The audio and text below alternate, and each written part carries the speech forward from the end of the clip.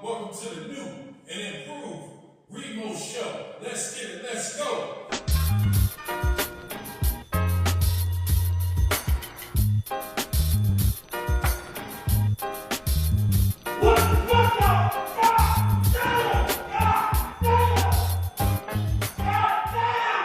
Everybody to know that this is a true story.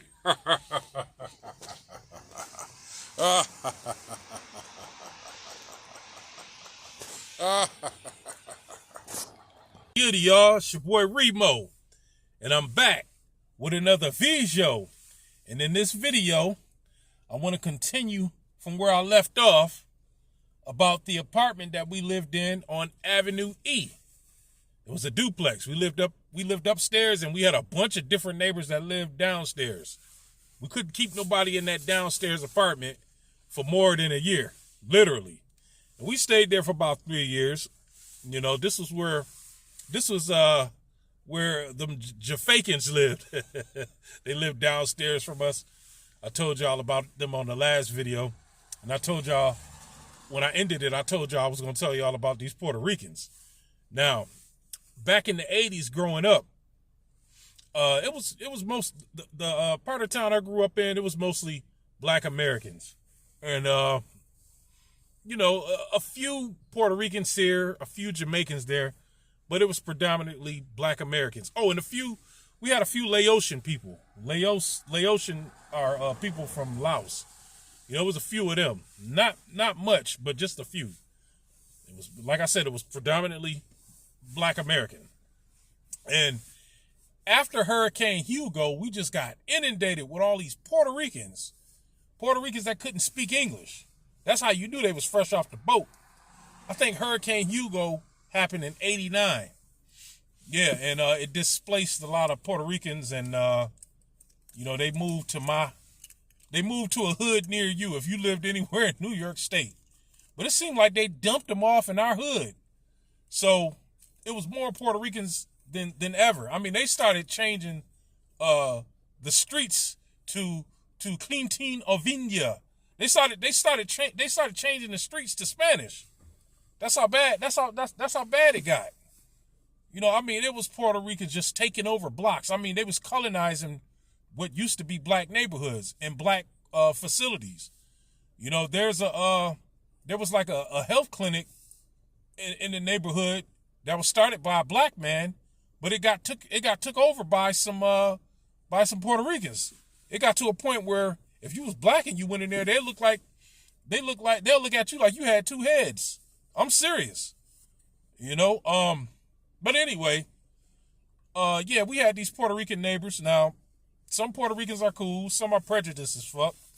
But for the most part, you know, most of them are cool. You know, the neighbors we had, they was all right at first. You know, it was a mother, a son, and her daughter. Now, her son was like maybe 2 years older than me, and the daughter was like 2 years younger than me. And the mom was fine as hell. She looked just like Jennifer Lopez, but she was a little bit darker. She was fine as hell. And I remember as a kid, I think I was probably like 11 or 12, and I used to be like, damn, you know, the mama didn't even look that old enough to have two teenagers. Now that I think about it, they mom was probably like in her early 30s, you know, probably 33, 32. She just was a young looking 32, you know? So as a kid, I was like, damn, she fine as fuck. I don't remember her name, and she didn't speak English. Neither did the daughter, but the son spoke enough English to the point where I could, you know, befriend him. And all we would talk about is hip hop and graffiti. Because back then I was good at graffiti. I'm still good at graffiti. I still do graffiti. But back then we was bombing up buses and the sides of buildings and shit. You know, when I say bombing, I mean we was just, you know, spray paint mural. We'll go to the drugstore, buy spray paint, or go to the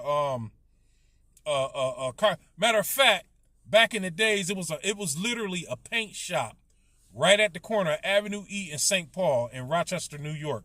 It was called R.C. Shaheen's. RC Shaheen Paint Shop. And we used to go in there and buy a can of spray paint and steal like 5 other cans. So, we would spray paint on bikes, on cars. Kodak was right across the street. This was in Rochester, New York. Kodak was right across the street. Kodak was the main employer in Rochester, New York. St. Paul Street, you had Kodak. Across from Kodak, you had RC Shaheen's, and Avenue E was right there, right where I stayed. So, yeah, we used to have spray paint for days. I mean, we used to spray paint on buildings, like I said, everywhere. My tag name was Bismo. I used to write Bismo, and then I noticed somebody else's name was Bismo or Gizmo. It was just too close to what I was tagging. I changed it to Smooth, and I've been going by Smooth ever since. That's my alias, Smooth. Remo Smooth, or just Smooth by itself. Anyway, me and the dude became cool. His name was J Rico, or just Rico, and like I said, his mom was fine as fuck. I remember I used to have to walk 5 blocks to school. We stayed on Avenue E. My school was on Avenue A. So in the wintertime, that was a bitch. Walking, and all that snow. And we get hit hard with snow because we're right on the Bay of Lake Ontario. We get lake effect snow like a motherfucker. And the winters back then, it wasn't no joke. I remember I had to walk to school in an ice storm. We had a deadly ice storm in 1991. And guess who had to walk to school in it? I walked to school not knowing school was closed.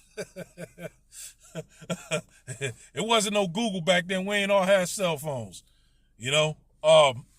Anyway, so we became cool. And one day I was walking home from school, the 5 long blocks, and luckily it wasn't raining or snowing. It just was a regular day. And I had these vanilla Laffy Taffies. Y'all remember them 5-cent Laffy Taffies? I ate like 5 of them in school that day. And normally when I get halfway home, I'll have to pee. And I would just kind of power walk home, and I would make it to the bathroom. But this time I had the shit. I had the runs. I got halfway home. I got to the top of my block. I was like, I don't know if I'm going to make it. So I started power walking. And guess what, y'all? I just started shitting all over the place, man. It was so embarrassing, and then I didn't even have my key. So my parents came home. My mother was like, why the fuck you ain't got your key? What you doing sitting out on the porch? Now, remind you, I had sat out on the porch for a half hour waiting for them to come home. And I told my mom, I said, I forgot my key. She was like, well, come on, get in the car with us. We about to go somewhere. And I was like, I can't. She was like, why not? I said, I used the bathroom on myself, Mom. She was like, how you pee on yourself? I said, I didn't pee on myself. She was like, you didn't do it. You didn't do what I think you did. I said, yeah. And my stepfather, he was known for chiming in and cutting people off and yelling at you, and just being an asshole. But that one particular time, he just was looking at me with his hands on the steering wheel like, he ain't say nothing, not one word. My mother did all the yelling and cussing. She threw the keys at me and she was like, go on up there and take them clothes off, throw them in the garbage and get in the tub. And as I was going in the house, the Puerto Ricans was coming out and they noticed flies was all around me. And so they just was looking at me. They didn't say nothing. They just saw me swatting flies as I was trying to open the door. They didn't say anything. But I think they kind of knew something was up. Maybe they heard the conversation. Maybe they had their ears to the door. But like I said, they didn't really speak or understand English that good. But that was embarrassing.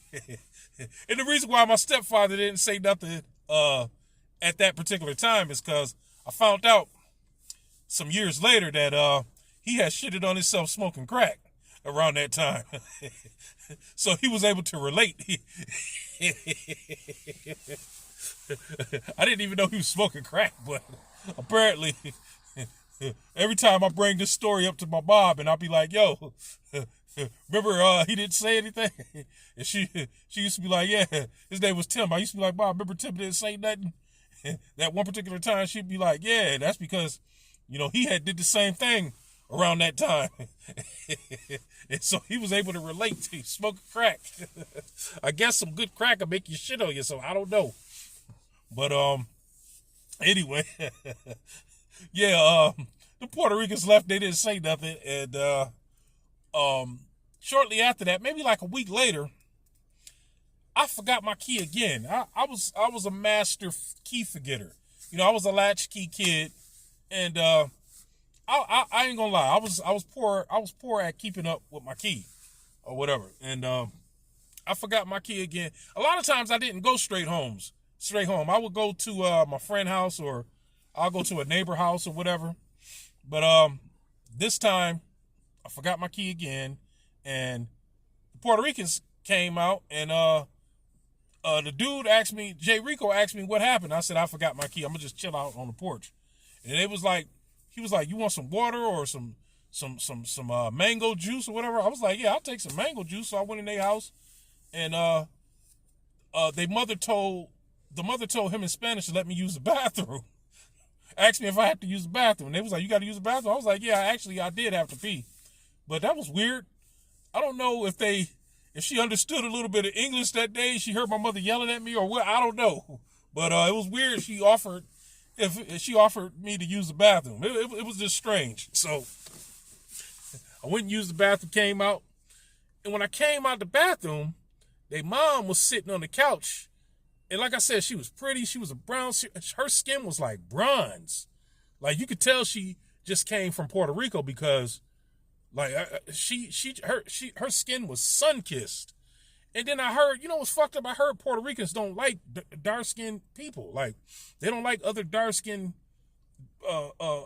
people of their culture. This woman was drop dead freaking gorgeous. Like, you know, I was like, damn, I had never really seen a person with bronze gold skin. Like I was looking down. I got a feet fetish. She was barefoot. I was looking at her toes. Her toes was well manicured, and like she was just immaculate. Her sister was fine too, but her sister was lighter than everybody. But the mom was drop dead freaking gorgeous. And as I was walking by, I looked at her toes, and I was like, damn. Then I looked again, y'all, and she had roaches crawling on her feet. I live with roaches, about 10 of them. We now close friends, couldn't get rid of them. Let me see your feet, I'ma tickle them. Literally, roaches was crawling on her feet. Like she was just sitting there, you know, she was smoking a cigarette, smiling, watching the Spanish network. Sabado.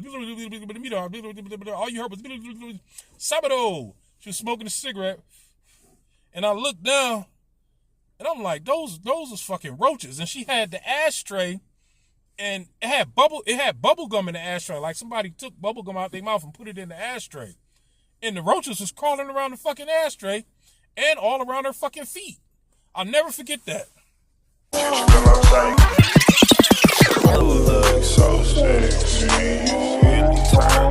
So, what I do? Shit. I told my mom. Me and my mom, we both got the same type of sense of humor. And I told my mom thought that I was joking. I said, "No, Mom, I'm telling you, roaches was crawling on her feet." And she was like, "Oh my gosh, they done brought roaches with them from Puerto Rico." I was like, damn. So my mom went and bought some Dr. X roach spray. And the very next day, she bombed the house. And she bombed the hallways and everything. So that way the roaches wouldn't come upstairs where we lived, which they eventually did. But not as many.